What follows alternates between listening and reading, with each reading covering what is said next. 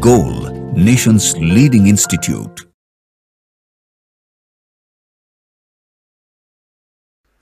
Hello students, we are going to discuss the inorganic question of Spot Test 1 for the NEET 2025 which was held on 17th January 2025.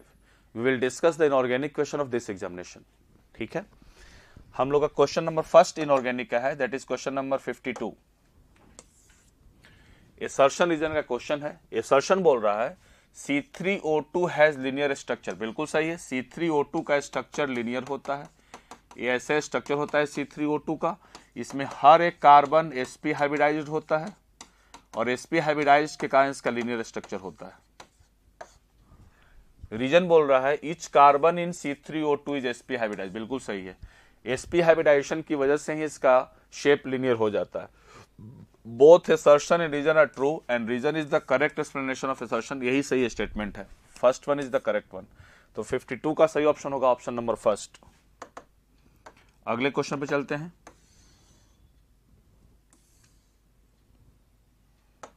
Question number 57. Match the following. Matching का question है. NH2 minus. अच्छा, यहाँ पे कुछ compound given है और यहाँ पे इसका कुछ शेप गिवन है, इसको मैच करवाना है. देखा जाए, पहला NH2 माइनस है, इसका स्ट्रक्चर बनाएंगे NH, एक लोन पेयर, दो लोन पेयर, माइनस चार्ज देके एक और इलेक्ट्रॉन को बढ़ा दिया हमने. ठीक है, यही इसका स्ट्रक्चर होता है NH2 माइनस का. हाइब्रिडाइजेशन sp3 होगा. शेप इसका बेंट शेप होगा, बेंट होगा या वी शेप भी बोल सकते हैं इसको, बेंट या वी शेप. तो सेकेंड हो जाएगा इसका. Second option is the correct one, ये वाला वी शेप. XeOF2, sp3d इसका हाइब्रिडाइजेशन होगा. डबल बॉन्ड हो, दो लोन पेयर. जेनॉन के पास 8 इलेक्ट्रॉन होता है, 8 इलेक्ट्रॉन रख देंगे. इसके पास 2, 2, 4, 2, 6, 2, 8 इलेक्ट्रॉन है. शेप बताने के लिए लोन पेयर को ढक लेते हैं. बेंट टी होता है, इसका शेप कैसा होता है? Bent T. प्रॉपर टी नहीं होता है, लोन पेयर रिपल्शन की वजह से थोड़ा सा शेप बेंट हो जाता है. बेंट टी शेप इसको बोलते हैं. टी शेप भी लिखा है, चलेगा, इसमें कोई दिक्कत नहीं है. Third option is the correct one, इसका आ जाएगा. ICl4 माइनस, इसका भी कुछ ऐसा ही कहानी है. देखो यहाँ पे ICl, I के पास 7 इलेक्ट्रॉन होता है, एक माइनस चार्ज देके 8 इलेक्ट्रॉन इसको बना दिया गया है. तो 1, 2, 3, 4, 5, 6 माइनस चार्ज दे दिया गया, 8 इलेक्ट्रॉन, एक लोन पेयर, दो लोन पेयर. ऑक्टाहेड्रल में 2 लोन पेयर है, तो दोनों लोन पेयर 180 डिग्री पे जाते हैं. 180 डिग्री पे चले जाएंगे, शेप लोन पेयर को ढक लेंगे. The shape will be square planar. Fourth हो जाएगा इसका. SbF5 माइनस, इसमें कोऑर्डिनेशन नंबर 5 है. इसका ज्योमेट्री, इसका हाइब्रिडाइजेशन तो sp3d ही होगा, लेकिन इसमें d जो इन्वॉल्व होता है dx² y² होता है और इसको स्क्वायर पिरामिडल बोलते हैं. This is square pyramidal. देखिए, एक बहुत अच्छा टॉपिक है ऐसे. हम लोग तो अपना एलिमिनेशन से कर लिए कि स्क्वायर पिरामिडल बच रहा है, क्योंकि 5 कोऑर्डिनेशन नंबर वाला स्टेरिक नंबर अगर 5 है तो उसका ट्रायगोनल बाई पिरामिडल भी हो सकता है या स्क्वायर पिरामिडल भी हो सकता है. एक कौन होगा, अब इसके लिए आपको पढ़ना पड़ेगा किस केस में कहां पे होता है. कुछ मॉलिक्यूल होते हैं जो दोनों में एग्जिस्ट कर सकते हैं. फ्लक्सोनियल मॉलिक्यूल, जैसे PF5 वाला केस है. PF5 फ्लक्सोनियल मॉलिक्यूल है. इसमें trigonal bi pyramidal, square pyramidal में एनर्जी डिफरेंस कम होने की वजह से दोनों एक दूसरे को इंटरचेंज करते रहते हैं. इसको बोलते हैं बेरिज स्यूडो रोटेशन बोला जाता है इसमें. और इस वजह से PF5 के सारे बॉन्ड लेंथ बराबर हो जाते हैं. तो एक अलग चीज है, लेकिन अभी हम लोग अपना एलिमिनेशन से काम चलाएंगे. ऐसे आप देखेंगे केमिकल बॉन्डिंग का, तो इसमें बताए हैं कि कहाँ पे स्क्वायर पिरामिडल होता है, कहाँ पे ट्रायगोनल बाई पिरामिडल होगा. और अगर स्क्वायर पिरामिडल होगा तो उसमें हाइब्रिडाइजेशन में D में dx² y² इन्वॉल्व होगा, और ट्रायगोनल बाई पिरामिडल होगा तो उसमें dz² इन्वॉल्व होता है. तो इसका होगा square pyramidal. First option is the correct one. तो इसलिए देखा जाए कौन है, पहला, second, third, fourth and D का फर्स्ट. इसलिए 57 का सही ऑप्शन होगा ऑप्शन नंबर फर्स्ट. अगले क्वेश्चन पे चलते हैं. Moving to the next question. Question number 58. Which of the following species will have the largest size. Largest size इसमें से किसका होगा? मैग्नीशियम +2. मैग्नीशियम और मैग्नीशियम +2 में मैग्नीशियम का बड़ा होगा, मैग्नीशियम +2 छोटा होगा. एल्युमिनियम और एल्युमिनियम प्लस 3 में एल्युमिनियम बड़ा होगा, एल्युमिनियम प्लस 3 छोटा होगा। मैग्नीशियम एल्युमिनियम में मैग्नीशियम बड़ा होगा, मैग्नीशियम प्लस 2 और एल्युमिनियम प्लस 3 में मैग्नीशियम प्लस 2 बड़ा होगा, एल्युमिनियम प्लस 3 छोटा होगा। तो पूछा है लार्जेस्ट, लार्जेस्ट कौन हो जाएगा इसमें? Magnesium. Second option is the correct one. 58 का सही ऑप्शन होगा ऑप्शन नंबर सेकेंड। अगले क्वेश्चन पे चलते हैं। Question number 59।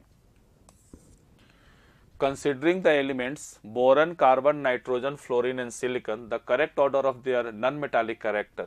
Boron, carbon, nitrogen, fluorine and silicon. हमको पता है लेफ्ट टू राइट जाते हैं तो नॉन मेटालिक कैरेक्टर बढ़ता है, तो सबसे अच्छा नॉन मेटालिक इसका हो जाएगा। ये सब, एक बात और, ये सब के सब नॉन मेटल है, ये भी नॉन मेटल है, लेकिन अगर एनसीईआरटी को पकड़ेंगे तो एनसीईआरटी सिलिकॉन को मेटलॉइड लिखता है, और ऐसे भी सिलिकॉन में डाउन द रूप जाते हैं तो मेटालिक कैरेक्टर थोड़ा बढ़ेगा। ये सब नॉन मेटल है, लेकिन सिलिकॉन में थोड़ा मेटालिक कैरेक्टर ज्यादा होगा, नॉन मेटालिक कैरेक्टर कम होगा। तो सबसे अच्छा नॉन मेटल फ्लोरीन होगा और सबसे खराब नॉन मेटल सिलिकॉन होगा। तो सिलिकॉन में सबसे कम, फिर बोरन होगा, फिर कार्बन होगा, फिर नाइट्रोजन होगा और सबसे ज्यादा फ्लोरीन हो जाएगा। This is the correct order of non metallic character.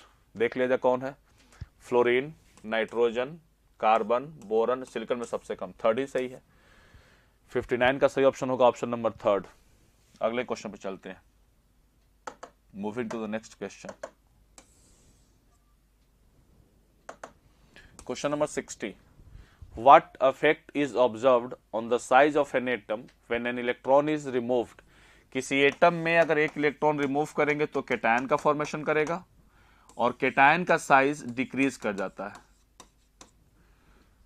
And in another case an electron is added, अगर इसमें एक इलेक्ट्रॉन ऐड किया जाएगा तो ये निगेटिव चार्ज बियर कर लेगा, और जब निगेटिव चार्ज बियर करेगा तो इसका साइज बढ़ जाएगा, साइज इंक्रीज हो जाएगा। तो पहला में साइज घटेगा, दूसरा में साइज बढ़ेगा। साइज डिक्रीज इन बोथ के, ना गलत है, दोनों में नहीं, size decreases and increases respectively, बिल्कुल सही है। पहला में घटेगा और दूसरा में बढ़ जाएगा, सेकंड ऑप्शन सही है। साइज इंक्रीज, ना गलत है, साइज इंक्रीज बोथ में नहीं भी गलत है। तो 60 का सही ऑप्शन होगा ऑप्शन नंबर सेकंड। अगले क्वेश्चन पे चलते हैं। Moving to the next question. Question number 61। How many resonance form can be written for the carbonate ion? ये आसान क्वेश्चन है। कार्बोनेट के लिए आरएस रेजोनेटिंग स्ट्रक्चर कितना पॉसिबल है? एक यहां से मूव कर जाएगा, C O minus double bond O minus, यहां से ऐसे मूव कर जाएगा, C O minus double bond O minus, 3 equal RS, 3 equal RS is possible. Second option is correct. Number of RS, number of resonating structure पूछा है, 3 होगा, second option correct होगा 61 का। अगले क्वेश्चन पे चलते हैं हम लोग। 62, क्वेश्चन नंबर 62।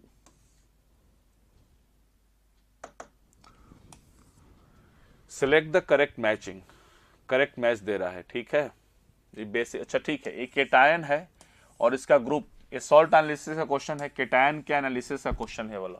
ये आपको केटायन का वेट टेस्ट में पढ़ना पड़ेगा। ग्रुप 1 में कौन कौन से केटायन होते हैं, ग्रुप 2 में कौन कौन से होते हैं, ग्रुप 3 में कौन कौन से होते हैं, ग्रुप 4 में कौन कौन से होते हैं, ग्रुप 5 में कौन कौन से होते हैं, ये सॉल्ट एनालिसिस में पढ़ाया जाता है। जैसे ग्रुप 1 में कौन कौन से होते हैं, 1 ग्रुप में आज हो गए पागल, आज हो गए पागल।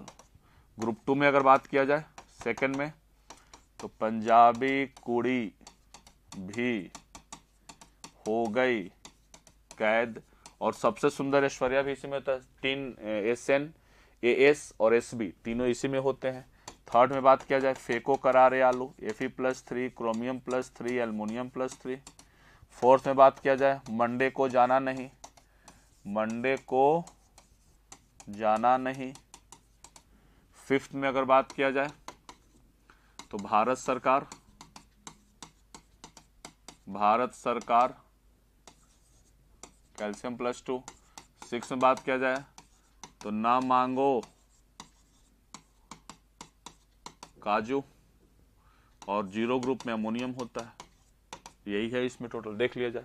एल्युमिनियम +3 किस ग्रुप पे है, थर्ड ग्रुप का है, थर्ड ग्रुप ए है, थर्ड ग्रुप ए है, fourth option is the correct one.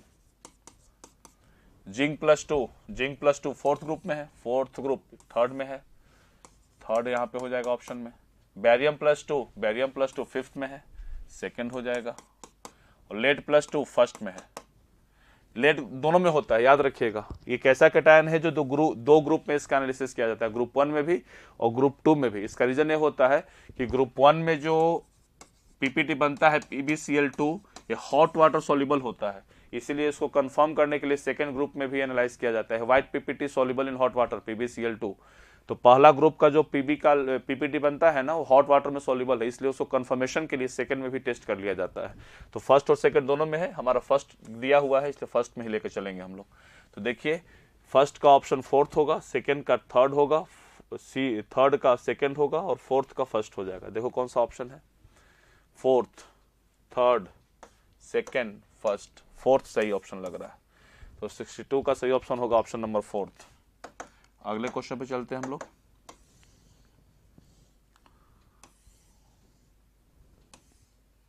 Question number 65, the IUPAC nomenclature of an element with electronic configuration this one. इसका आईयूपैक नोमेनक्लेचर क्या हो जाएगा, Rn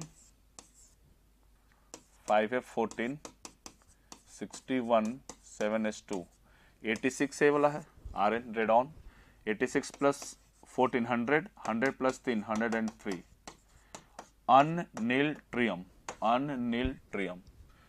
fourth is the correct option. 65 का सही option होगा option number fourth. अगले question पे चलते हैं, moving to the next question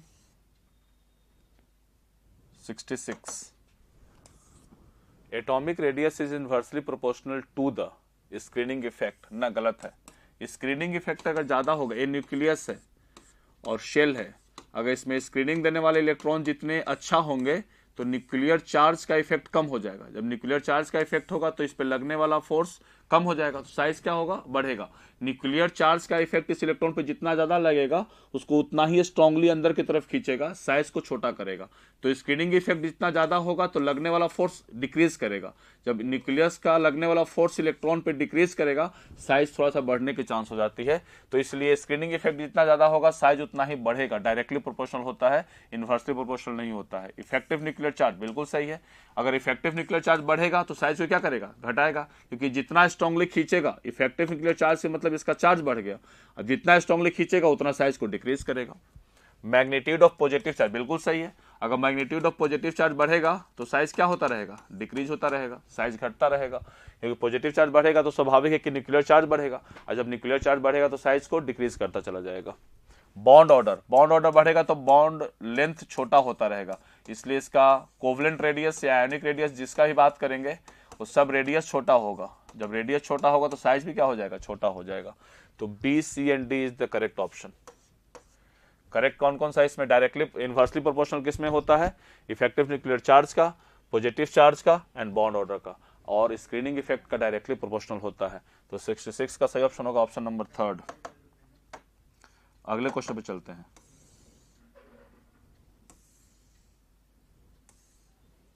question number 69, in which of the following pairs the central atom exhibit sp2 hybridization। sp2 hybridization, NH2 तो अभी दिखाए थे आप लोग को, NHH दो लोन पर इसके पास आ जाता है एक माइनस चार्ज के साथ, sp3 हाइब्रिडाइजेशन आ जाता है, तो खत्म हो गया। इसका तो sp2 होता है लेकिन इसका sp3 इसलिए नहीं होगा। bf3 sp2 होता है, NO2 माइनस का भी sp2 होता है, N double bond O minus एक लोन पेयर ऑफ इलेक्ट्रॉन, इसका भी sp2 होता है, दोनों sp2 है। सेकेंड ऑप्शन करेक्ट हो जाएगा। फिर से NH2 आ गया माइनस में, sp3 दोनों sp3 है, sp2 नहीं है, A sp2 है, NO2 sp2 है, N डबल बॉन्ड O एक फ्री रेडिकल भी sp2 हाइब्रिडाइज्ड ऑर्बिटल में होता है, क्योंकि सराउंडिंग एटम का इलेक्ट्रोनेगेटिविटी ज्यादा है।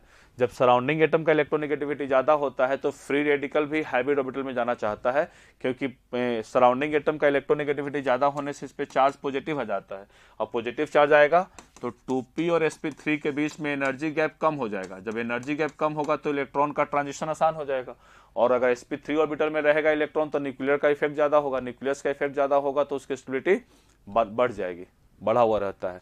इसीलिए साइड एटम का इलेक्ट्रोनेगेटिविटी अगर ज्यादा है तो free radical wants to go in the hybrid orbitals, not in the pure p orbitals. लेकिन अगर साइड एटम का इलेक्ट्रोनेगेटिविटी कम हो जाए तो सेंट्रल एटम में निगेटिव चार्ज आ जाएगा, निगेटिव चार्ज आएगा तो 2p और sp3 के बीच में गैप बढ़ेगा, और जब गैप बढ़ेगा तो फिर इलेक्ट्रॉन का ट्रांजिशन आसान नहीं होगा। जैसे CH3 में, CH3 फ्री रेडिकल में ए फ्री रेडिकल 2p ऑर्बिटल में है, लेकिन CF3 फ्री रेडिकल में ए ऑर्बिटल sp3 हाइब्रिड ऑर्बिटल में है, क्योंकि सराउंडिंग एटम का इलेक्ट्रोनेगेटिविटी ज्यादा है। तो ये इसका भी sp2 ही होगा, लेकिन इसका sp3 H2O का sp3 हो जाता है। ठीक है, तो सही ऑप्शन होगा, दोनों मॉलिक्यूल का हाइब्रिडाइजेशन sp2 होगा, वो BF3 और NO2 माइनस में है। तो 69 का सही ऑप्शन नंबर सेकंड होगा। अगले क्वेश्चन पे चलते हैं।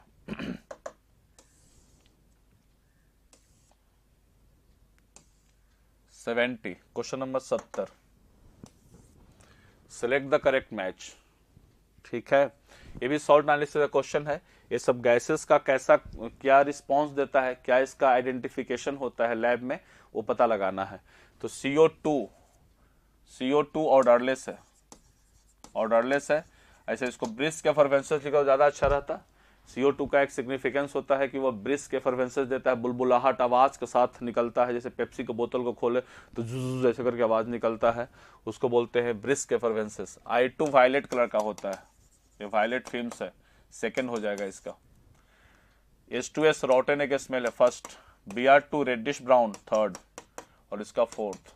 देखो A का फोर्थ तो पहला ही लग रहा है, B का सेकंड, C का फर्स्ट, D का थर्ड, एक ही ऑप्शन है ही इसमें। 70 का सही ऑप्शन होगा ऑप्शन नंबर फर्स्ट। अगले क्वेश्चन पे चलते हैं, moving to the next question.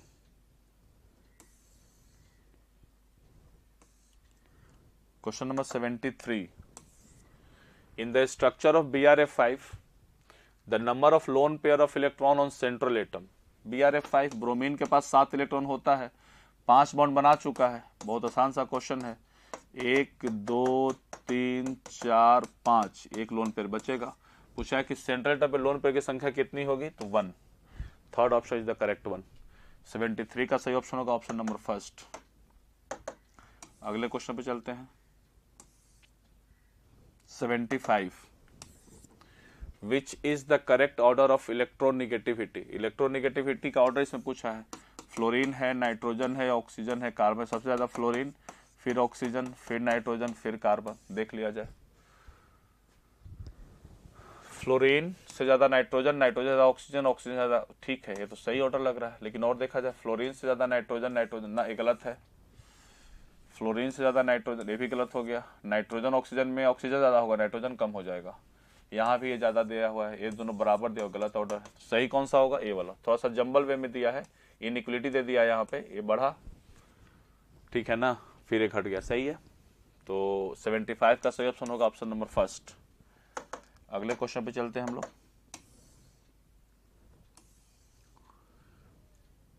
77, the correct order of dipole moment. ठीक है, CH4 NF3 NH3 H2O। तो CH4 में तो डायपोल मोमेंट है ही नहीं, म्यू 0, ये नॉन पोलर मॉलिक्यूल है। NF3 में देखा जाए, lone pair, fluorine fluorine fluorine, ये इधर खींचेगा, इधर खींचेगा, इधर खींचेगा, नेट इसका तीनों का नेट ऊपर हो जाएगा। Orbital dipole moment, lone pair के द्वारा जो डायपोल मोमेंट होता है उसको बोला जाता है ऑर्बिटल डायपोल मोमेंट, और जो बॉन्ड पेयर के द्वारा होता है उसको बोला जाता है बॉन्ड डायपोल मोमेंट। इन दोनों का मैग्नीट्यूड अलग अलग होगा। बॉन्ड एंगल तो 180 डिग्री है, theta is equal to 180 degree है, दोनों अपोज कर रहे हैं, लेकिन दोनों का मैग्नीट्यूड सेम नहीं है, इसलिए म्यू 0 नहीं होगा, म्यू नॉन 0 होगा। NH3 N H H H H, ए भी इधर खींचेगा, ए भी इधर खींचेगा, ए भी इधर खींचेगा, तीनों का नेट ऊपर की तरफ हो जाएगा और इसका भी ऊपर की तरफ हो जाएगा। तो ऑर्बिटल डायपोल मोमेंट और बॉन्ड डायपोल मोमेंट दोनों एक ही डायरेक्शन में है, इसका मतलब दोनों के बीच में थीटा 0 डिग्री है, और थीटा जब कम होता है ना तो कॉस थीटा की वैल्यू बढ़ती है, और कॉस थीटा की वैल्यू बढ़ती है तो म्यू नेट की वैल्यू बढ़ जाती है। क्यों बढ़ती है, क्योंकि mu net is equal to होता है root under μ1 square plus μ2 square plus 2 μ1 μ2 cos theta.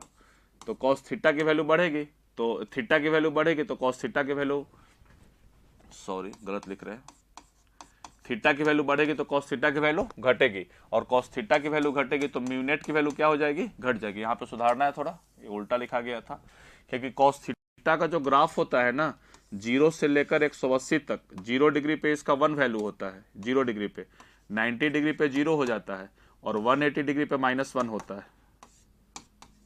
तो 0 से लेकर 180 डिग्री पे, 0 से लेकर 180 डिग्री पे इसके वैल्यू घटते रहता है, 0 से लेकर 180 डिग्री पे इसका वैल्यू डिक्रीज करते रहता है। ठीक है, तो μ1 square plus μ2 square plus 2 μ1 μ2 cos theta, cos theta की वैल्यू बढ़ेगी, कॉस थीटा की वैल्यू घटेगी, कॉस थीटा की वैल्यू घटेगी तो म्यू नेट की वैल्यू घट जाती है। तो यहाँ पे 180 डिग्री है, यहाँ पे 0 डिग्री है, इसलिए इसकी वैल्यू ज्यादा होगी, इसकी वैल्यू कम हो जाएगी म्यू नेट।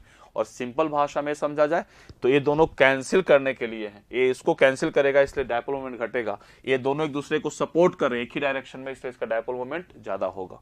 और H2O में देखो, H2O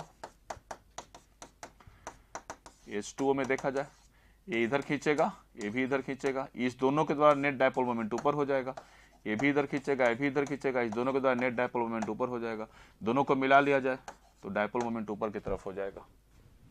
ठीक है, यही इसका टोटल डायपोल मोमेंट का ऑर्डर है। कोई दिक्कत? तो लेकिन ये देखो NH3 और H2O में दोनों तो सपोर्ट कर रहा है, दोनों एक ही डायरेक्शन में, orbital dipole moment and bond dipole moment, लेकिन इससे मैग्नीट्यूड ज्यादा होगा, delta negative delta positive, mu is equal to Q into d भी तो होता है, Q डॉट डी, तो Q की वैल्यू इसमें ज्यादा होगी और NH3 में Q की वैल्यू कम हो जाएगी, क्योंकि N और S के बीच में इलेक्ट्रोनेगेटिविटी का डिफरेंस कम है, O और S के बीच में इलेक्ट्रोनेगेटिव डिफरेंस ज्यादा है, इसलिए इसमें Q ज्यादा होने की वजह से डायपोल मोमेंट ज्यादा हो जाएगा। तो सबसे ज्यादा डायपोल मोमेंट किसका होगा, H2O का, फिर किसका होगा, NH3 का, फिर किसका होगा, NF3 का, और सबसे कम CH4 का होगा। ये तो म्यू इज इक्वल टू 0 है, इसका नॉन पोलर है। देखो CH4 NF3 NH3 H2, पहला ही ऑप्शन सही है, पहला ही, first is the correct option. NF3 CH4 गलत है, CH4 का ज्यादा नहीं होगा, सबसे कम हो जाएगा, यहाँ पे CH4 का ज्यादा है, गलत हो जाएगा, CH4 का सबसे मैक्सिमम है, कभी पॉसिबल नहीं है इसमें, क्योंकि उसका म्यू 0 है सर। तो 77 का सही ऑप्शन होगा ऑप्शन नंबर फर्स्ट। अगले क्वेश्चन पे चलते हैं हम। 78, question number 78, which of the following act as a reducing agent. देखो रिड्यूसिंग एजेंट, इस जो क्वेश्चन का मतलब है आपको पता होना चाहिए कि किसी भी एटम पे अगर मैक्सिमम ऑक्सीडेशन स्टेट में है, मैक्सिमम ऑक्सीडेशन स्टेट है, तो always undergo reduction, act as oxidising agent. तो कभी भी reduce maximum oxidation state containing compound can never act as a reducing agent, they will always act as an oxidising agent. और अगर अब maximum से कम है तब वो रिड्यूसिंग एजेंट की तरह काम कर सकता है। तो यहाँ पे फॉस्फेट में फॉस्फोरस के 50+5 है, जो कि मैक्सिमम ऑक्सीडेशन स्टेट है, तो ये हमेशा जाएगा तो रिडक्शन प्रोसेस के अंदर जाएगा, एक्ट एज ऑक्सीडाइजिंग एजेंट। तो इसलिए ये रिड्यूसिंग एजेंट की तरह काम नहीं कर सकता है, ऑक्सीडाइजिंग एजेंट की तरह काम करेगा। सल्फर में +6 है, ये भी सल्फर का मैक्सिमम ऑक्सीडेशन स्टेट है, और ये भी हमेशा जाएगा तो रिडक्शन प्रोसेस के अंदर जाएगा और एक्ट एज ऑक्सीडाइजिंग एजेंट, तो इसलिए ये भी नहीं काम करेगा। यहाँ पे x minus x is equal to -2, x की वैल्यू +4 है, यहाँ पे फॉस्फोरस के +4 ऑक्सीडेशन स्टेट है, ये काम कर सकता है, ये ऑक्सीडेशन प्रोसेस के अंदर जा सकता है और ऑक्सीडाइज रिड्यूसिंग एजेंट की तरह बिहेव कर सकता है। अमोनिया तो -3 ऑक्सीडेशन स्टेट में है, ये अपने मिनिमम ऑक्सीडेशन स्टेट में है, और मिनिमम ऑक्सीडेशन स्टेट वाला always undergo oxidation and always act as a reducing agent. तो अमोनिया एक अच्छा रिड्यूसिंग एजेंट की तरह काम करेगा। तो third and fourth correct option होगा, third and fourth. Reducing agent की तरह काम कौन करेगा, PO3 2- एंड NH3, ये दोनों अच्छा रिड्यूसिंग एजेंट की तरह काम करेगा। ये दोनों क्यों नहीं काम कर सकता रिड्यूसिंग एजेंट की तरह, क्योंकि दोनों में सेंट्रल एटम अपने मैक्सिमम ऑक्सीडेशन स्टेट में है, और मैक्सिमम ऑक्सीडेशन स्टेट वाला always act as oxidising agent, वो रिडक्शन प्रोसेस के अंदर जाना चाहता है। तो इसीलिए थर्ड एंड फोर्थ उसका 78 का सही ऑप्शन होगा ऑप्शन नंबर फोर्थ। अगले क्वेश्चन पे चलते हैं हम लोग, moving to the next question. 79, the pair of species with the similar shape, जिसका शेप सिमिलर हो, PCl3 एक लोन पेयर, ट्रायगोनल पिरामिडल नहीं, sp3 हाइब्रिडाइजेशन होगा, टेट्राहेड्रल ज्योमेट्री होगा, लेकिन शेप क्या होगा, ट्रायगोनल पिरामिडल। NH3 एक लोन पेयर है, H है, H है, H है, इसका भी हाइब्रिडाइजेशन sp3 होगा, टेट्राहेड्रल, लेकिन shape will be trigonal pyramidal, यही ऑप्शन सही है। CF4 टेट्राहेड्रल है, लेकिन SF4 सीसो होता है, सल्फर के पास एक लोन पेयर ऑफ इलेक्ट्रॉन है, square trigonal bi pyramidal geometry होता है, एक लोन पेयर इसके पास यहाँ आ जाएगा, फ्लोरीन फ्लोरीन फ्लोरीन फ्लोरीन, सीसो इसमें होता है, तो दोनों नहीं होगा, गलत है। PbCl2 के पास एक लोन पेयर है, तो sp2 हाइब्रिडाइजेशन होगा, इसका बेंट शेप हो जाएगा, और CO2 लीनियर है, तो ये भी नहीं होगा, एक बेंट है एक लीनियर है, दोनों सेम नहीं है। PF5 ये ट्रायगोनल बाई पिरामिडल है, ये तो फ्लक्सोनियल मॉलिक्यूल ऐसे है कि ट्रायगोनल बाई पिरामिडल और स्क्वायर पिरामिडल में मूव करते रहता है। IF5 में एक लोन पेयर ऑफ इलेक्ट्रॉन है, ये हो जाएगा स्क्वायर पिरामिडल। sp3d2 इसका हाइब्रिडाइजेशन हो जाएगा, ऑक्टाहेड्रल ज्योमेट्री, एक लोन पेयर है इसलिए स्क्वायर पिरामिडल इसका शेप हो जाएगा। तो दोनों में किसी का शेप नहीं है, किसको छोड़कर, PCl3 एंड NH3 का, दोनों का शेप है ट्रायगोनल पिरामिडल, इसलिए 79 का सही ऑप्शन होगा ऑप्शन नंबर फर्स्ट। अगले क्वेश्चन पे चलते हैं हम लोग, moving to the next question 81। Consider the following reactions, Fe+2 MnO4 minus reaction करेगा, तो यहाँ पे Fe+2 ऑक्सीडाइज होगा और MnO4 माइनस रिड्यूस होगा। H2O2 MnO4 माइनस रिएक्शन करेगा, तो यहाँ भी Mn+2 MnO4 माइनस रिड्यूस होगा और इसको ऑक्सीडाइज करेगा O2 में। याद रखिएगा कि H2O2 is a weaker oxidising agent than KMnO4 in acidic medium या MnO4 minus in acidic medium, लेकिन H2O2 is a stronger oxidising agent than K2Cr2O7 in acidic medium. Acidic medium में H2O2 एक stronger oxidising agent होता है potassium dichromate, मतलब dichromate ion से, लेकिन H2O2 acidic medium में एक वीकर एसिड होता है MnO4 पर मैग्नेट आयन से, तो इसीलिए एक स्ट्रॉन्गर ऑक्सीडाइजिंग एजेंट है, एक वीकर ऑक्सीडाइजिंग एजेंट है, इसलिए ए ऑक्सीडाइज करेगा इसको O2 में और खुद रिड्यूस होगा Mn+2 में। SO3 माइनस को ऑक्सीडाइज कर देगा SO4 माइनस में, खुद रिड्यूस होगा Mn+2 में। क्वेश्चन पूछ रहा है MnO4 minus is the oxidant, तीनों में ऑक्सीडेंट की तरह काम कर रहा है, तीनों में ऑक्सीडाइजिंग एजेंट की तरह काम करता है, 1, 2 एंड 3 ऑल आर करेक्ट, तो 81 का सही ऑप्शन होगा ऑप्शन नंबर फर्स्ट। अगले क्वेश्चन पे चलते हैं,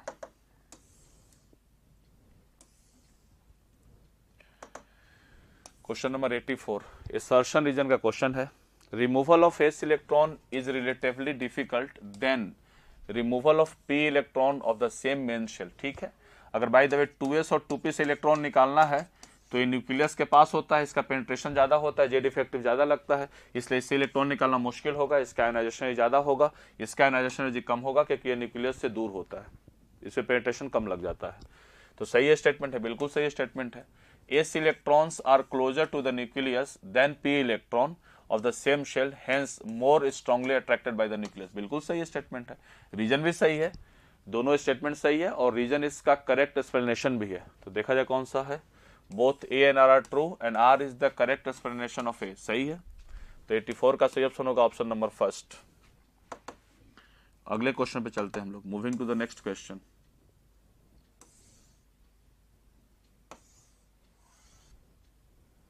85। इन द कॉम्प्लेक्स CrNH3 का whole four Cl2 plus the oxidation number of chromium, ये तो आसान क्वेश्चन है, इसका x मान लो, इस पे अमोनिया पे चार्ज 0 होता है, क्लोरीन पे चार्ज -1, 2 के लिए -2 हो जाएगा, पूरे पे चार्ज +1 है, x की वैल्यू +3 आ जाएगी।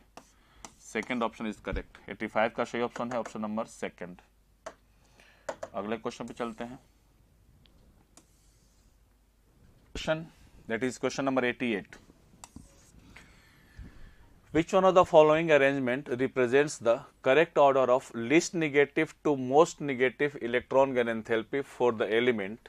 एलिमेंट हमारा गिवन है carbon, calcium, aluminium, fluorine and oxygen.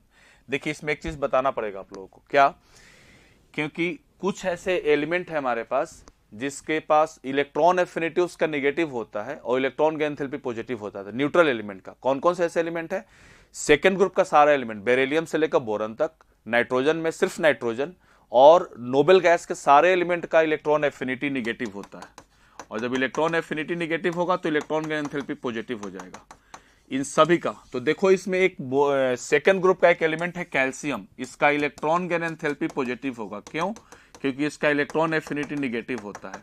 तो सबसे लीस्ट निगेटिव मतलब ऐसा तो पॉजिटिव हो जा रहा है, तो लीस्ट निगेटिव सबसे कम इसी का होगा, तो कैल्शियम को हटा दो और बाकी सबको अरेंज कर लो आप। एक इसके लिए भी हमें पीटी में एक ट्रिक बताया था, boron, nitrogen, carbon, oxygen, fluorine, यहाँ पे aluminium, phosphorus, silicon, sulphur, chlorine, ये वाला ट्रिक। नाइट्रोजन ज्यादा फास्फोरस का होता है निगेटिव में, फास्फोरस ज्यादा कार्बन का, कार्बन ज्यादा सिलिकॉन का, सिलिकॉन का ज्यादा ऑक्सीजन का, ऑक्सीजन ज्यादा सल्फर, सल्फर ज्यादा फ्लोरीन, फ्लोरीन ज्यादा क्लोरीन का। ठीक है, कैल्शियम को सबसे कम कर दो, और फ्लोरीन, क्लोरीन तो है नहीं, उसके बाद फ्लोरीन सबसे ज्यादा हो जाएगा, उसके बाद सल्फर है नहीं, ऑक्सीजन है तो ऑक्सीजन का हो जाएगा, ऑक्सीजन, सिलिकॉन है नहीं, कार्बन है तो कार्बन का हो जाएगा, उसके बाद फास्फोरस नहीं है, नाइट्रोजन नहीं है, एल्युमिनियम है तो एल्युमिनियम का हो जाएगा, उसके बाद कैल्शियम हो जाएगा। इसलिए 88 का देखो कौन सा मैच कर रहा है, लिस्ट से most, least negative, most negative, कौन सा मैच कर रहा है, fourth, calcium, aluminium, carbon, oxygen, fluorine, calcium, aluminium, carbon, oxygen, fluorine. इसलिए 88 का सही ऑप्शन होगा option number fourth. Question number 90 में how many of them statements are correct. तो पहला स्टेटमेंट बोल रहा है the removal of outermost electron requires less energy down the group. बिल्कुल सही स्टेटमेंट है, डाउन द ग्रुप जाते हैं तो साइज बढ़ता है, साइज बढ़ने से न्यूक्लियर चार्ज घटता है, और जब न्यूक्लियर चार्ज घटेगा तो आउटर मोस्ट पे न्यूक्लियर फोर्स घट गया तो इलेक्ट्रॉन निकालना हमारे लिए आसान हो जाएगा, आयनाइजेशन एनर्जी की वैल्यू घटती है। ये जनरल स्टेटमेंट है, कहीं कहीं इसका एक्सेप्शन भी आता है, ठीक है, जैसे डी ब्लॉक वगैरह में बढ़ जाता है due to lanthanide contraction, actinide contraction, लेकिन इस जनरल स्टेटमेंट में डाउन द ग्रुप जाते हैं तो उसका इलेक्ट्रॉन का रिमूवल आसान होते रहता है, ये सही स्टेटमेंट है। Boron has smaller first ionisation enthalpy than beryllium. बिल्कुल सही है, बोरॉन और बेरिलियम में अगर कंपेयर किया जाए तो बेरिलियम में 2s2 है, बोरॉन में 2p1 है। 2s2 फुलफिल्ड है, पेनिट्रेशन ज्यादा है, इसलिए इसमें इलेक्ट्रॉन निकालना मुश्किल है। बोरॉन में 2p1 है, p का पेनिट्रेशन कम होता है, इसलिए उसमें इलेक्ट्रॉन निकालना आसान होता है। ऑल्दो बोरॉन के पास जेड इफेक्टिव ज्यादा है, लेकिन फर्स्ट आयनाइजेशन एनर्जी बेरिलियम का ज्यादा होता है, बोरॉन का कम होता है, क्योंकि बोरॉन में इलेक्ट्रॉन निकालना होता है p से और इनकम्प्लीटली फील्ड से, और बेरिलियम में इलेक्ट्रॉन निकालना होता है 2s2 फुलफिल्ड s ऑर्बिटल से। ये सही स्टेटमेंट है। The penetration capacity of 2s electron towards the nucleus is more than that of the 2p। बिल्कुल सही है, 2s का स्फेरिकल शेप की वजह से, सिमेट्रिकल डिस्ट्रीब्यूशन ऑफ इलेक्ट्रॉन की वजह से न्यूक्लियस के प्रति अट्रैक्शन ज्यादा होता है, लेकिन p का डम्बल शेप होने की वजह से जो न्यूक्लियस के प्रति अट्रैक्शन है वो थोड़ा कम हो जाता है।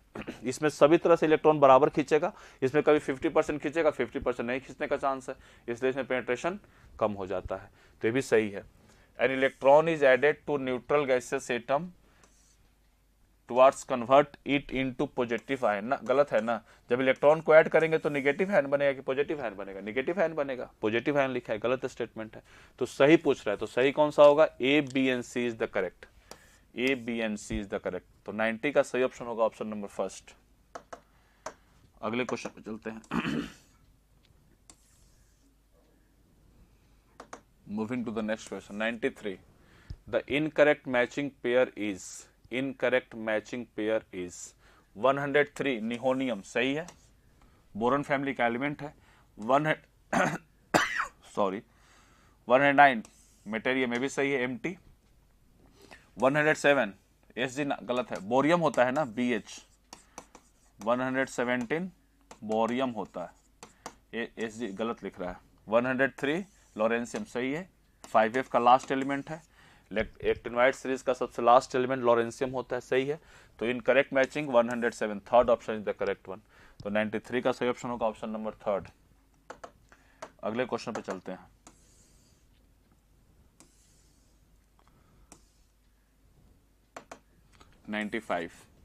In O2 minus O2 and O2 minus chemical species, the total number of anti-bonding electrons respectively are। बिल्कुल सही है, चलो देखा जाए। O2 का हम लोग पहले एमओटी डायग्राम बना लेंगे। तो एमओटी डायग्राम जल्दी बनाने के लिए क्या करते हैं कि पहले के साथ शुरू करो, इसमें 8 इलेक्ट्रॉन ले लो, ठीक है, कितने, इसमें 4 ही इलेक्ट्रॉन लेते हैं हम, 8 इलेक्ट्रॉन लेके चलते हैं, कहाँ तक, up to sigma star 2s तक, ठीक है। उसके बाद O2 में कौन सा फॉलो होता है, without sp mixing, without sp mixing follow होता है इलेक्ट्रॉनिक कन्फर्मेशन। तो पहले कौन आ जाएगा, सिग्मा 2pz, फिर कौन आएगा, पाई 2px, पाई 2py, फिर कौन आएगा, pi star 2px, pi star 2py, और फिर कौन आएगा, सिग्मा स्टार 2pz। यही आएगा ना। यहाँ पे 8 इलेक्ट्रॉन खा चुका है, 9 10 11 12 13 14 15 16, O2 में 16 इलेक्ट्रॉन हो गया। ठीक है, अब इसमें एंटी बॉन्डिंग इलेक्ट्रॉन कितना है जरा काउंट कर लेते हैं। के में 8 electron, up to sigma star 2s में 4 बॉन्डिंग और 4 anti bonding, 4 anti bonding electron इसमें है, बोलो इस वाले में। और इसमें एंटी बॉन्डिंग कितना है 2, देखो यहां पे बाकी सब तो बॉन्डिंग वाले हैं, तो 4 + 2 6। O2 में कितने आ जाएंगे 6 इलेक्ट्रॉन।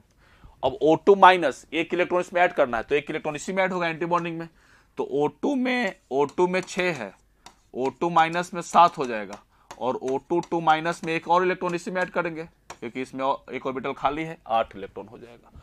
तो O2 माइनस में 7, O2 में 6 और O2 2 माइनस में 8, यही anti bonding number of anti bonding electron है।